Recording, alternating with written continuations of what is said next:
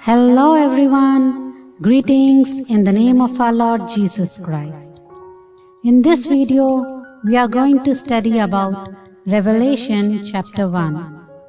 The revelation from Jesus Christ, which God gave him to show his servants what must soon take place. He made it known by sending his angel to his servant John, who testifies to everything he saw, that is, the word of God and the testimony of Jesus Christ. My dear brothers and sisters, the book of Revelation is the revelation of Jesus Christ in the sense that it belongs to him. Jesus is the person revealed by the book. This book shows us the Antichrist. It shows us God's judgment. It shows us calamity on the earth, and it shows us Mystery Babylon in vivid detail. This is an important reason why God gave this revelation of Jesus Christ. He gave it to show his servants through angel.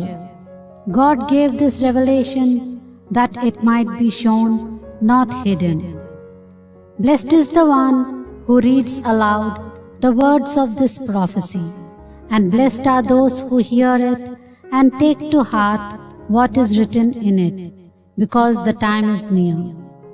John to the 7 churches in the province of Asia. Grace and peace to you from him who is, and who was, and who is to come, and from the 7 spirits before his throne, and from Jesus Christ, who is the faithful witness, the firstborn from the dead, and the ruler of the kings of the earth. John brought a greeting from God the Father, God the Son, and God the Holy Spirit.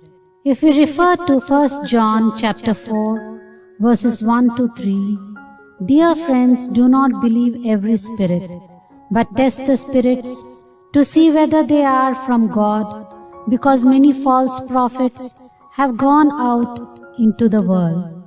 This is how you can recognize the Spirit of God.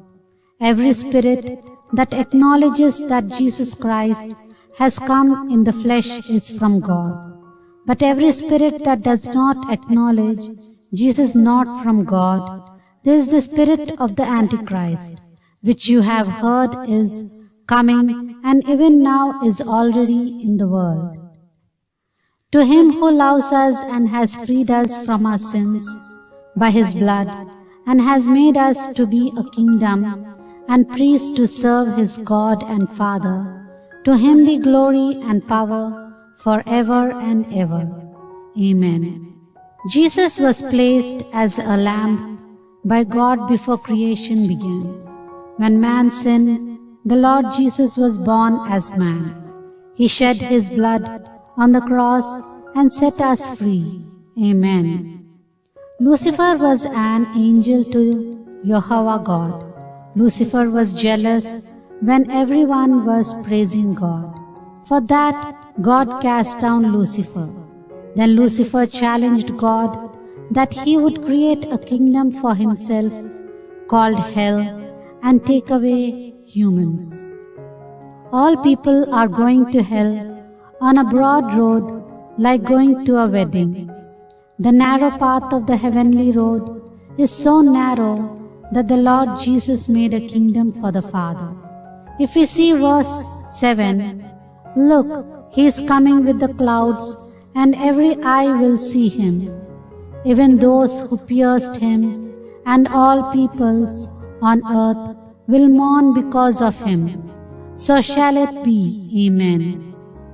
When Jesus comes, it won't be a secret coming. Everyone will know.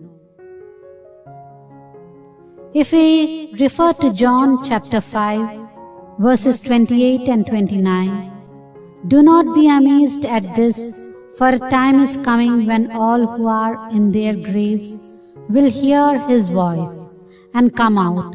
Those who have done what is good will rise to live, and those who have done what is evil will rise to be condemned. My dear brothers and sisters, let's see how the 7th verse of this chapter takes place and how he is coming with the clouds.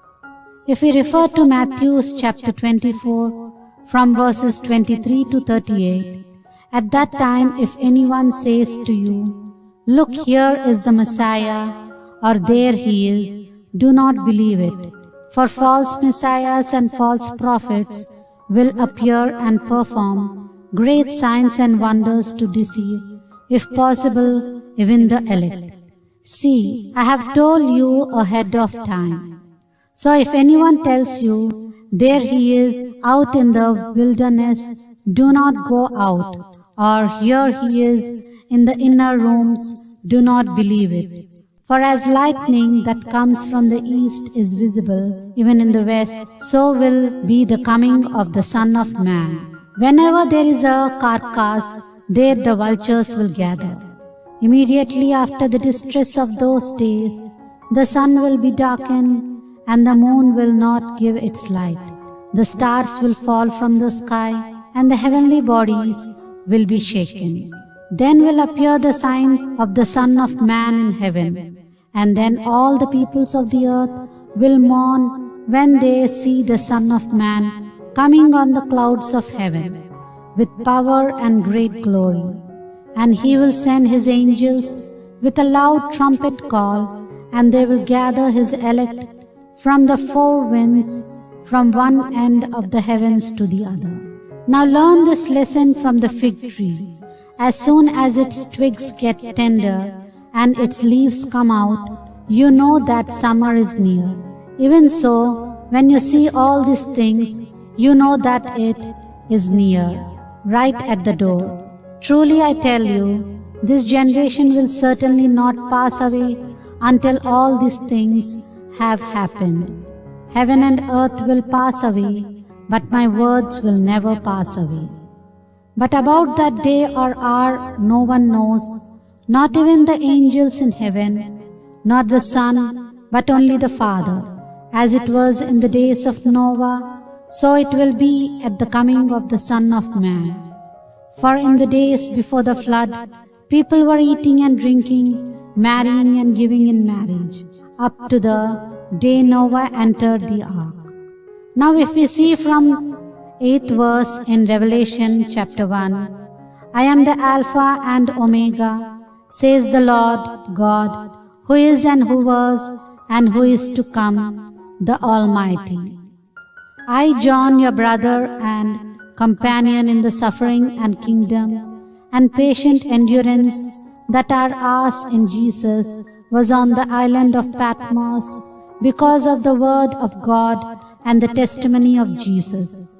On the Lord's day I was in the Spirit, and I heard behind me a loud voice like a trumpet, which said, Write on a scroll what you see and send it to the 7 churches, to Ephesus, Smyrna, Pergamum, Thyatira, Sardis, Philadelphia, and Laodicea.